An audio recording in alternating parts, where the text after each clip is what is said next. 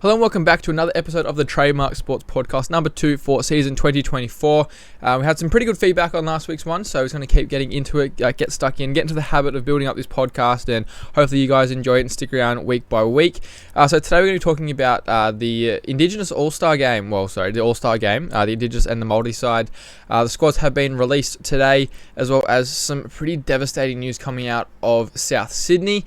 We've got some signing talk to an extent, talking about some stuff happening at the Dragons, and also some things coming up for Vegas, and some just typical NRL off-season chat. So if you like the video, make sure you like the video.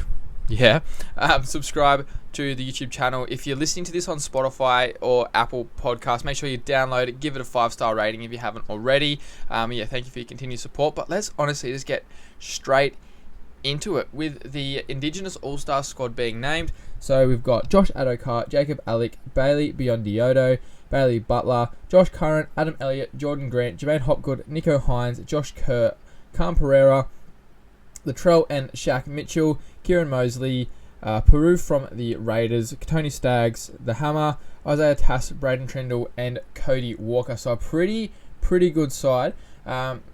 Look, there's not too many notable omissions there. If I just flick over to... I'll talk about this one after we go through the multi-side. So I'm just reading through the comments of the Bloke in a Bar Instagram page here. Look, it's a pretty strong side, to be honest, for the Indigenous All-Star game, for All-Star squad, rather. It's sort of one of those things where, at the first inception, it was massive, and it's slowly starting to fade a little bit in interest. But not for the players mostly. Like, you've still got some massive stars playing. Nico Hines, Latrell, Cody Walker, the Fox, these kind of big massive names, Tony Staggs, the Hammer. The multi side is Jesse Arthurs, Kenny Bromwich, Dane and Jacob Gagai, Jack Howarth, Jerome Hughes, Royce Hunt, Tomato Martin, Trey Mooney, Britton Nicola, Cody Nicarima, Adam Pompey, Joseph Tarpanay, Jazz Tavanga, Leo Thompson, Matt Timoko, Brendan Smith, Dylan Walker, Dallin with Henny Zalesniak, and Xavier Willison. So, pretty notable omission there's Reece Walsh, as well, who's eligible for both sides, as well as Kalen Ponga. I understand why players do rule themselves out of these kind of things. However, it's most of the clubs, and they're saying, we don't want him to get injured and whatnot, but if you don't want him to get injured, don't play him at all. Don't play him for the second half of the season. These kind of events need the big names as much as possible. It's meant to be an all-star game. A lot of people who aren't massively into rugby league aren't actually going to know a few of these names and stuff. And, that's awesome for these players to put themselves on this stage where they can make a name for themselves, honestly, even get themselves a new upgraded NRL contract, that sort of thing. However, it's meant to be an all-star game with the best of these cultures playing. I understand it's still a preseason fixture and whatnot, but, look, that's just my 2 cents anyway. I wish the NRL would do a little bit more to make sure that the best are playing these kind of games. But that being said, it's still going to be a really good game, and it's a good curtain raiser to the NRL season, in my opinion. Obviously, you'd love to see your Reece Walsh, your Kalen Pongas. You've also got a couple other guys that missed out. I can't remember, off the top of my head, I can't really think of who they are. Chance Cookstad, I guess. But I'm super excited for a Jack Howarth. I think he's in for a massive year. Really good way to kickstart the year. Xavier Willison, another guy with a lot of potential. Even a Jacob Alec, who I think has played 2 NRL games so far. It's a chance for him to really test himself against some really, really good players. And just honestly excited for all these guys to get the chance to represent their culture and put on a good show for the fans. I actually don't know where it is this year, so if you do, let me know in the comments. But it's always a really good game to watch and good way to start the season, so fingers crossed they can keep that up again in 2024. So now, some devastating news coming out of South Sydney camp. Campbell Graham is out for 6 months of this, 6 months of the season, 6 months from now, so he'll come back in February, come back in August, so the back end of the season, I guess.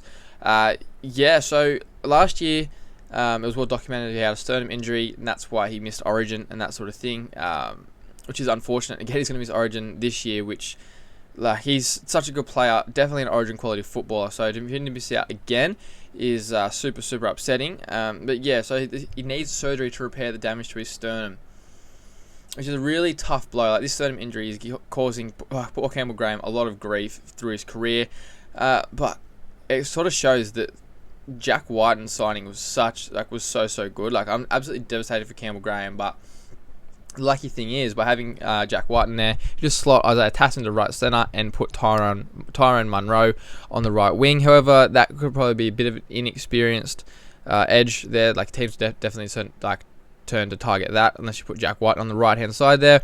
Whatever you decide to do, maybe if they even put like a Jai Arrow on that side, someone who's a bit more of an experienced head, played a lot of footy, and a good defender. It is a huge loss for me because, like, on his day, Campbell Graham's one of the best all-round centers in the comp in terms of like attack and defense. Obviously, you got a lot of really good attacking centers and a lot of really good defending centers, but not many can do both. To be honest, I play really well on both sides of the ball. Campbell Graham definitely does that, and it's a massive loss for the South Sydney Rabbitohs, and it's like really, it's so annoying to lose them so close to the season. Like, we're 2 weeks away from trials, so they've trained all pre-season with him there. I'm sure they would have trained and stuff in case of like if you went to Origin or if you got injured and that sort of thing. Like, these people aren't stupid, but it is super unfortunate for the Rabbitohs and does like shake up their plans probably a little bit. But yeah, so that's sort of all I really got to say about that. Hopefully Campbell Graham can recover quickly and come back to his best for the second half of the season and help Rabbitohs push on to the finals. Over the last week, Dragons and Manly had a scrimmage, and Manly supposedly came out 4 tries to 3, but one of those things, like, they would have just had different scenarios and stuff. So like, right. Don't read into trial form too much in the next couple of weeks. Don't read into a scrimmage too much. But there's some interesting things coming out of it. So, talking points we saw was that Josh Schuster and Ben Trbojevic are supposedly vying out for that left second row spot. And Ben Trbojevic hasn't done too much in his NRL career so far. Josh Schuster showed a lot of promise. Ben Trbojevic has that as well. But I think for them, like, vying for that spot is super interesting. Personally, I'd be putting Schuster there. To be fair, I think Schuster would be a perfect 13, but that's just my opinion.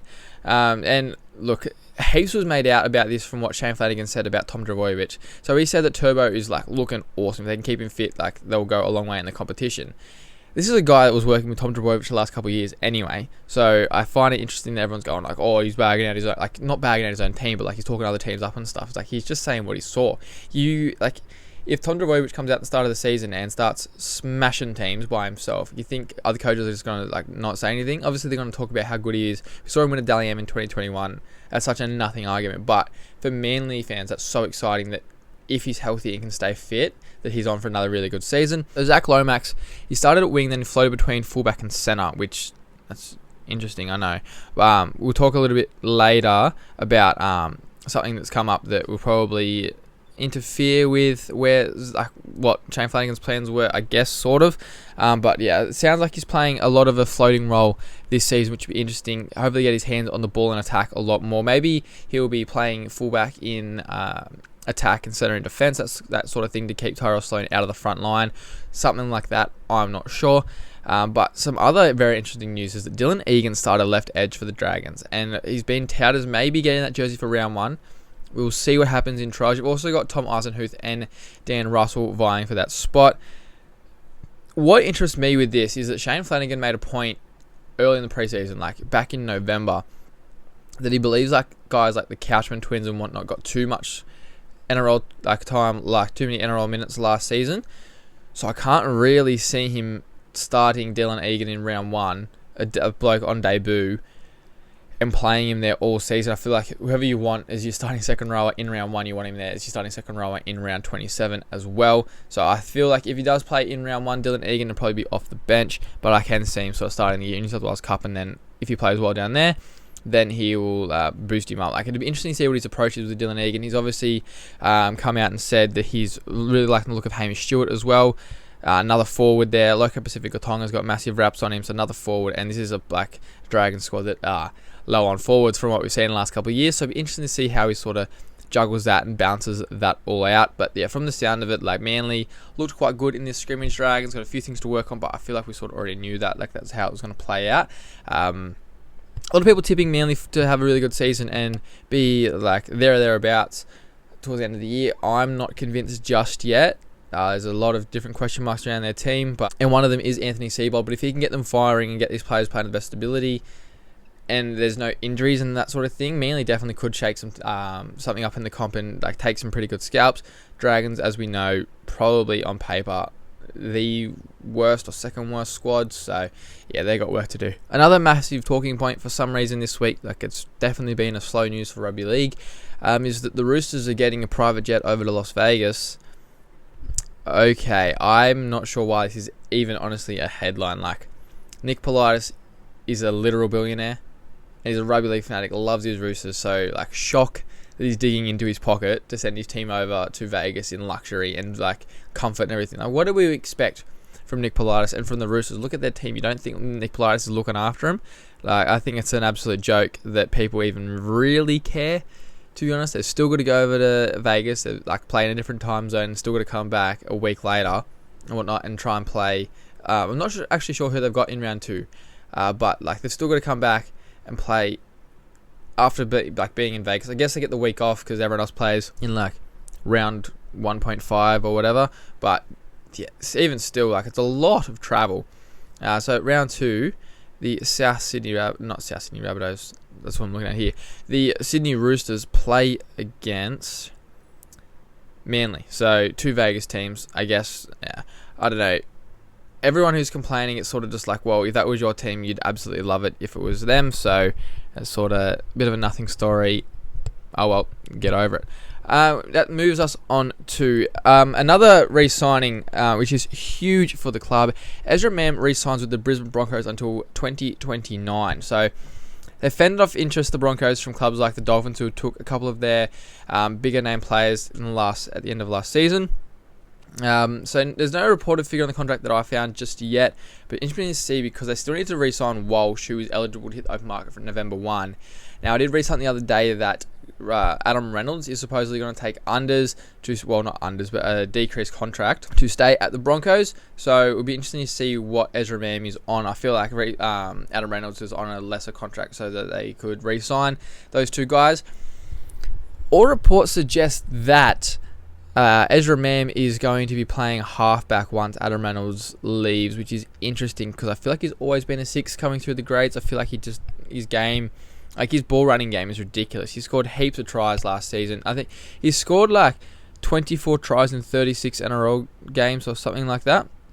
I was going to double check this, but like that's a crazy strike rate for anyone really, let alone a 5'8", which shows you that his ball running is definitely one of his better, if not his best attribute. So taking him away from that to play halfback is like to me more of an organisational player and whatnot. So I don't really like that, if I'm honest. So he's actually, here we are, 24 tries in 38 games, which is actually nuts. 71% winning percentage too in the NRL. That's top dog. So yeah, Ezra Mam, I don't know, like where do you think his future is? I feel like I definitely see him as a 5'8" long term. There's not too many halfbacks, I guess, getting around, which is why like NFL there's a lot more 5'8". I'm not sure what else they've got coming through, but I guess you can move Reece Walsh to 6. So it seems like they've got an abundance of outside backs there up at Brisbane. But I don't know, to me it makes sense that you've got Walsh at number 1, Mam at number 6, like Haas at number 8, Moser number 9, moving long term. Like you've even got Cobbo, Stags, Mariner, all these guys that are so young. Like Broncos are sort of in a similar situation that I see Penrith, to be honest. Like they've just got absolute throbbers everywhere, all over the field, and they're all so young. So those 2 teams could honestly be like in the grand final for the next 5 years, and I would not be surprised. That's how good the strength of those squads are. But that carries us on to some real NRL off-season, pre-season chat. So the other day I saw something absolutely like disgusting in terms of like the NRL world, and that was an interview between Peter V'landys and Buzz Rothfield, which the contrast was just shocking. Like Buzz, look, in his day, brilliant journalist, great mind and stuff, but he's certainly slowing down. And that encompassed with like Peter V'landys, who's probably one of the smartest blokes the rugby league's ever really had involved. Like whether you like him or not, the stuff that he does and the stuff that he can come up with is pretty crazy. So seeing them 2 in a room together talking was interesting. And for some reason they were talking about the North Sydney Bears re-entering the NRL, because Buzz is just obsessed with this expansion. I guess so is Peter V'landys in growing the game and stuff. But North Sydney Bears chat comes back every single year. I just don't understand why they can't let go. I understand they've got a fan base already there and stuff, but man, yeah.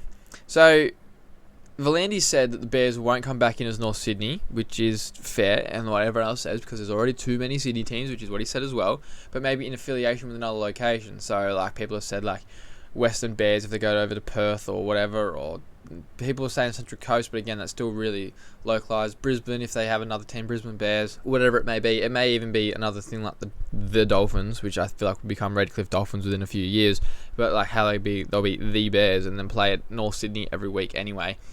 So, yeah, what I thought was funny is that Peter Volandis was, like, in the interview goes, oh, yeah, like, they've got 200,000 members.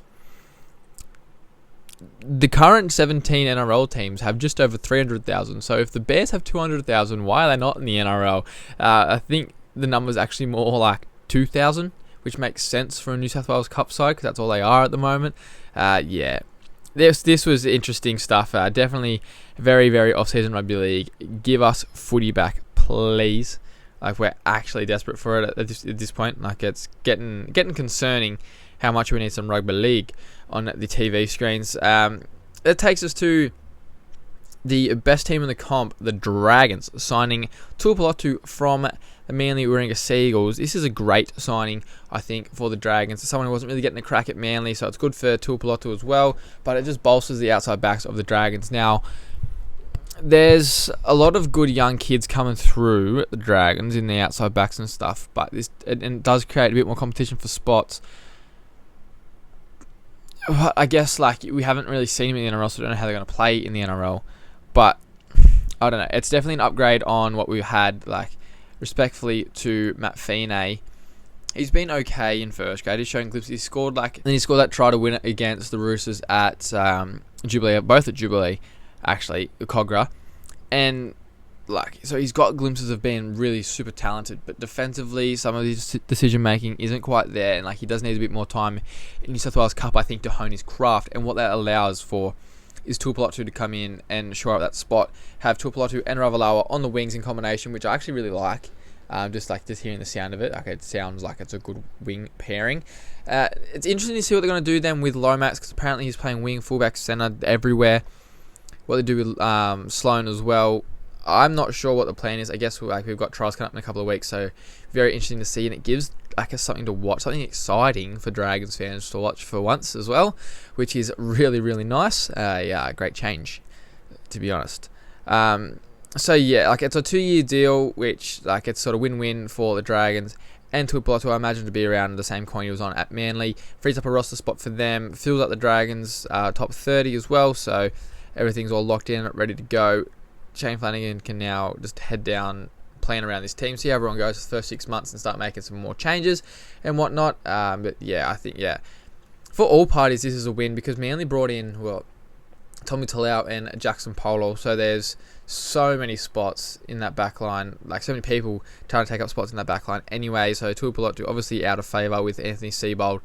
Wasn't getting a run. Raymond Viega, I think, came in and was more in the squad than Tuipulotu last season, so certainly out of favour there. Gets Tuipulotu playing some minutes, like playing some good NRL time.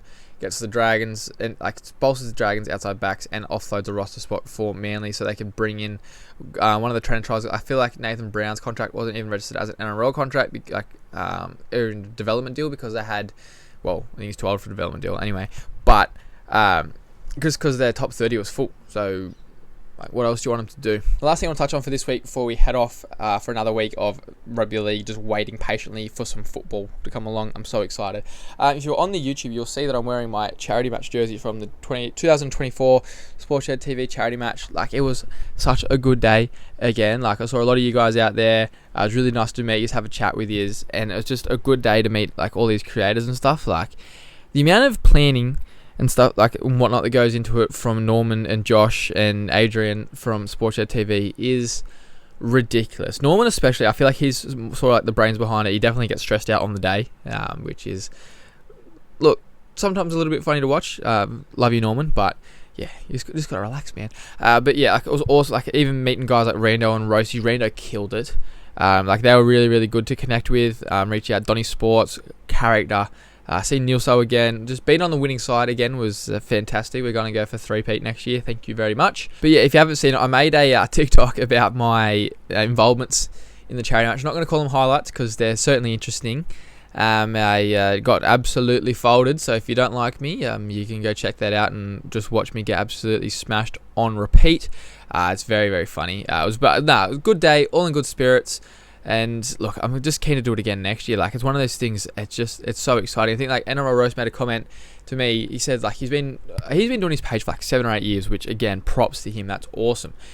What he said, he was like, but this is the first time that I've met a lot of people. Like, in the DMs with everyone all the time. But he's saying, it's like, this is the first time I've even met anyone. So that's like the kind of magic that these charity matches bring together. A lot of funds are raised. I'm not sure the exact figure. You'd have to go check out Sportshed TV. They're going to be announcing the figure in the next couple of days. But yeah, massive raps to them on such a great event. It's a great idea. Keep it coming again. And for more reports, it's going to be bigger and better next year. So make sure that if it's something that you're interested in, I don't know, it's going to be in Sydney, and a lot of you guys aren't from Sydney, but yeah, like make sure you get around it in some capacity in some way, so that in 15, 20 years time, when it's huge, you can say you're around for the first couple, and you can remember the live streams with BKR and Clarkey commentating and whatnot, and like down at Lidcombe Oval. But yeah, great atmosphere.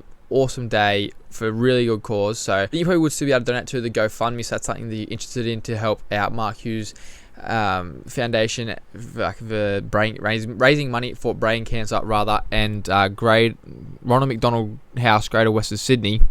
That's a tongue twister. So yeah, if you like want to help out either of those charities, make sure you either go to their websites or go through to Sportshed TV, donate where you can. It's really, really good if you could do that. But yeah, I think that's where we'll leave it for another week of the Trademark Sports podcast. It was a little bit rushed one this week, so sorry the quality isn't fantastic. But yeah, look, we're literally a week away, I think.